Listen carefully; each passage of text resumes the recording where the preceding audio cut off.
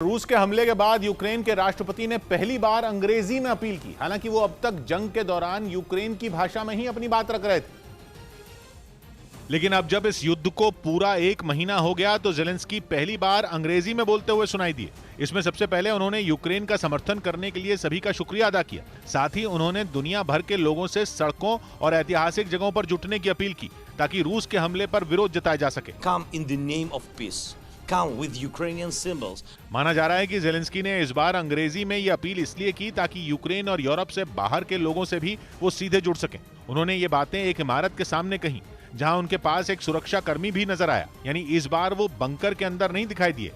इस बीच रूस की पूर्व जिम्नास्ट अलीना कबाएवा से उनके मेडल वापस लेने की मांग तेज हो गई। जेलेंस्की सरकार का दावा है कि अलीना का संबंध यूक्रेन को युद्ध में धकेलने वाले पुतिन से है और इसी वजह से अलीना के खिलाफ मोर्चा खोल दिया गया।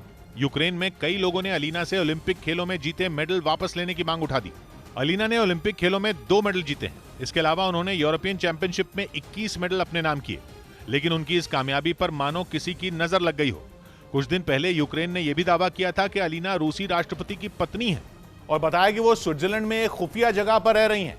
ऐसे में जेलेंस्की सरकार ने स्विट्जरलैंड से उनकी सुविधाएं खत्म करने की अपील की थी और उन्हें स्विट्जरलैंड से बाहर निकालने की मांग भी उठाई।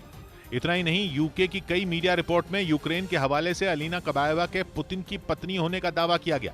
कहा जा रहा है कि यूक्रेन पर हमले से ठीक पहले व्लादिमीर पुतिन ने उन्हें स्विट्जरलैंड में किसी सुरक्षित ठिकाने पर भेज दिया था, लेकिन अब वो रूस और यूक्रेन युद्ध में बुरी तरह फंस चुकी हैं। खबर है कि वहां के लोगों ने भी अलीना को स्विट्जरलैंड से बाहर निकालने की मांग तेज कर दी।